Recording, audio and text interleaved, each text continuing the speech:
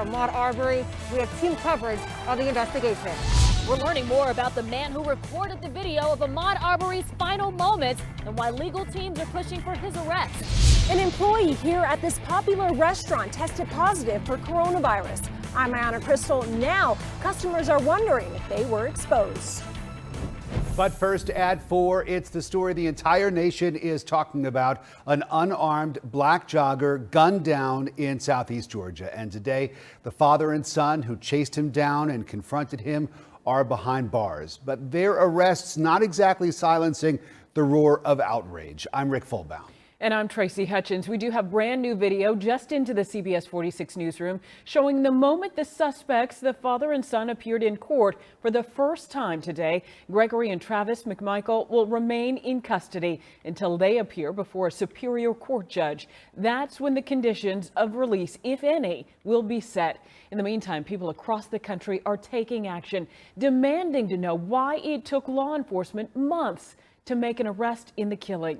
We do have team coverage this afternoon on the massive display of support happening today for Ahmaud, including a movement that's going viral online. We're also asking about the man who shot the video of Ahmaud's killing and his role in the attack. But first, we begin with CBS 46's Brittany Miller in Brunswick.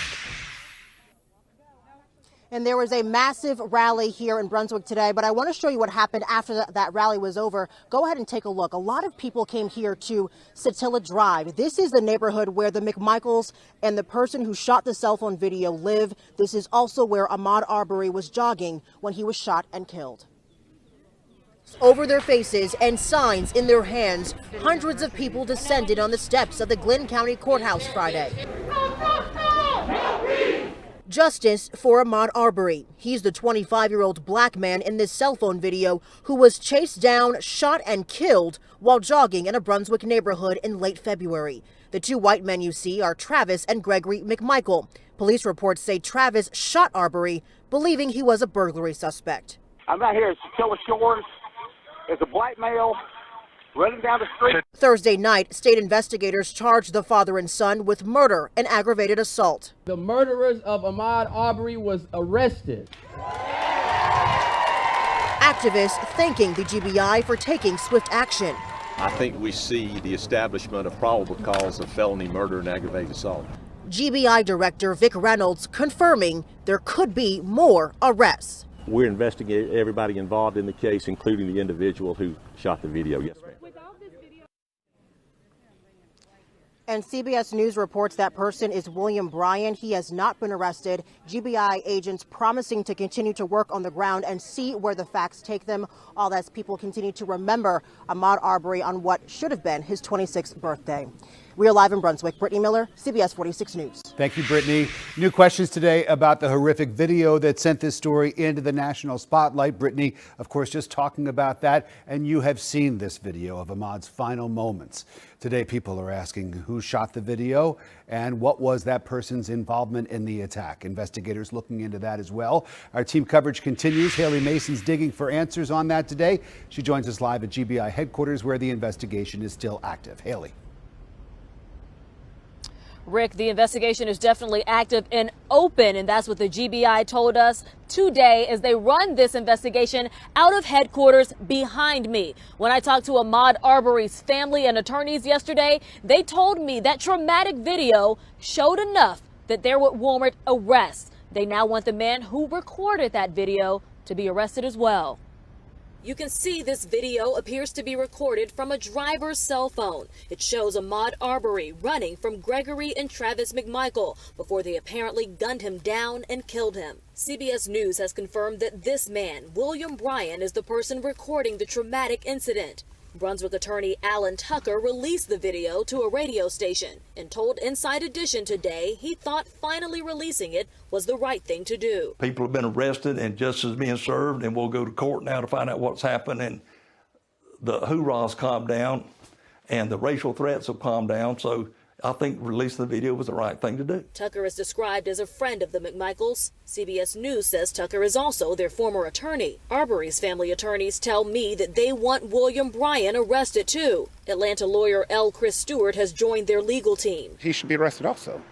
You cannot take part in a quote-unquote lynch mob and just walk away from it and let the other two guys take the fall.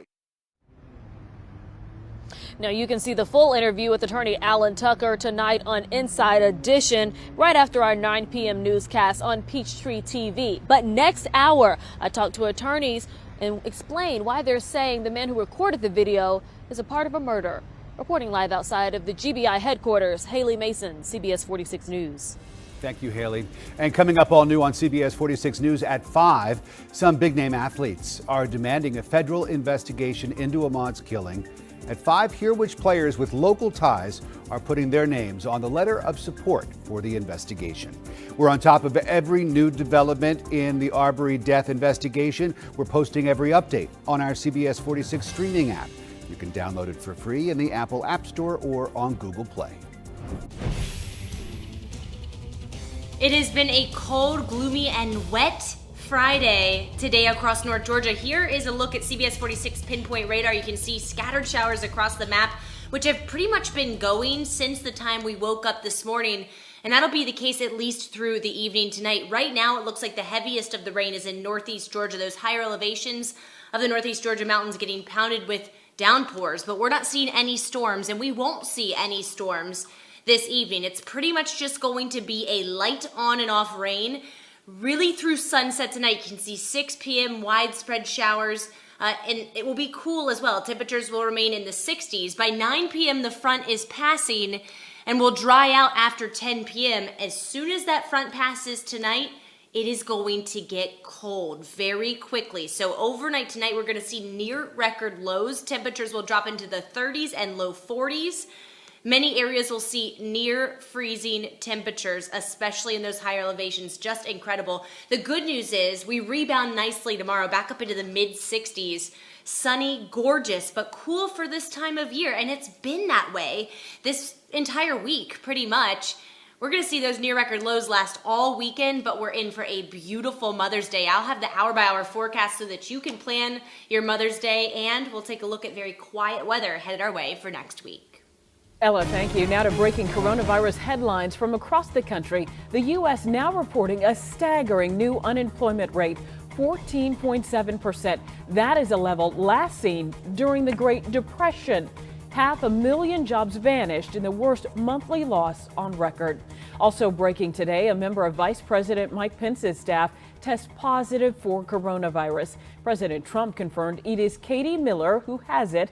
She is the vice president's press secretary. President Trump says Miller has not come into contact with him, but noted that she has been in contact with Vice President Pence. U.S. health regulators have approved the first saliva-based coronavirus test. It allows people to collect their own sample at home. People can use the plastic tube at home to provide a saliva sample and then ship it off to a laboratory where it's processed.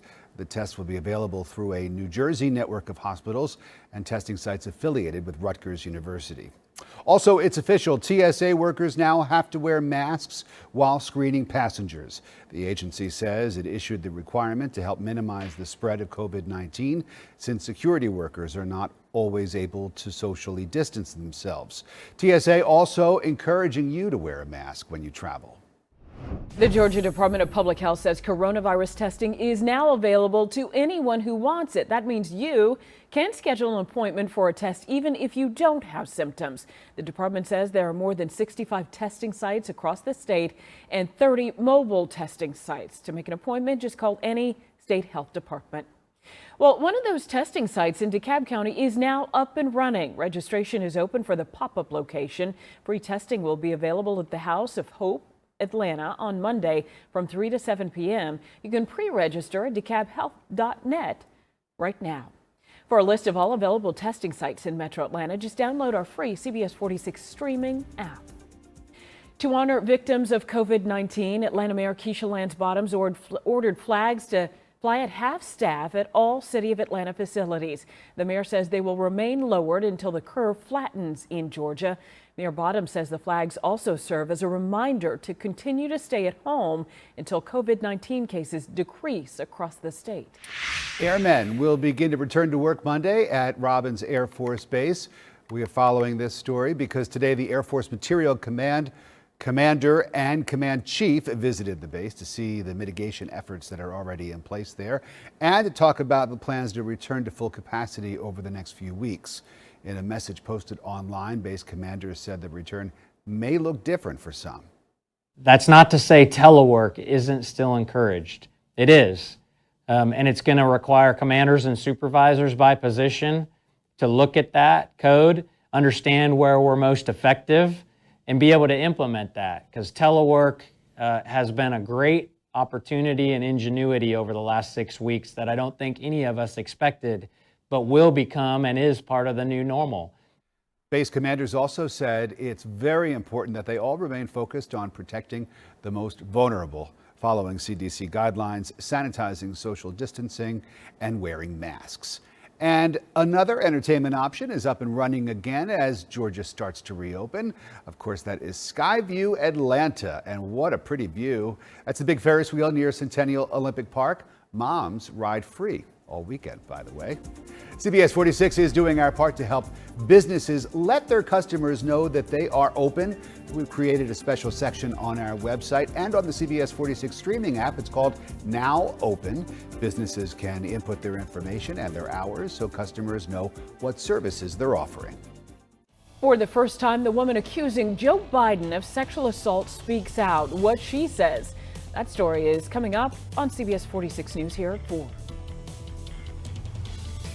Take a look outside. It's raining right now, but much colder weather is headed our way. In fact, record cold is moving into the country.